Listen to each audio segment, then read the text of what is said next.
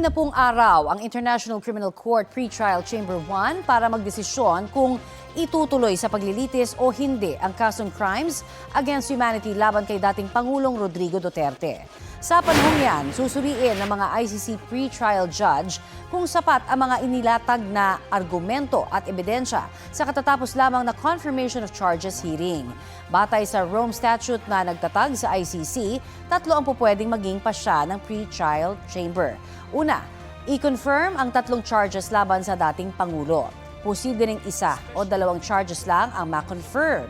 Pangalawa, hindi i-confirm ang charges na pupwedeng iapila naman ng prosecution team. At pupwede ring utusan ng pre-trial chamber ang prosecution na magbigay ng karagdagang ebidensya, magsagawa ng karagdagang investigasyon o amyendahan ang asunto kung sa ibang krimen ang itinuturo ng ebidensya. Ayon sa international law expert na si Professor Romel Bagares, hindi pa rin makakalaya ang dating Pangulo anuman ang pasya ng pre-trial chamber. Sa closing remarks ng hearing nitong Biyernes, sinabi ni senior trial lawyer Julian Nichols mula sa prosecution team na panahon na para managot si Duterte sa mga krimeng ipinagmamayabang daw niya. Tiwala raw ang prosecution na sapat na ang ebidensya para tumuloy sa paglilitis ang kaso.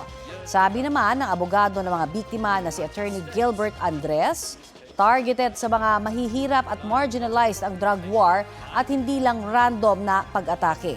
Iginiit naman ng abogado ng dating Pangulo na si Attorney Nicholas Kaufman na walang pinatay ang dating Pangulo. Sinabi raw yan ni Duterte na mag-usap sila ni Kaufman noong Miyerkules.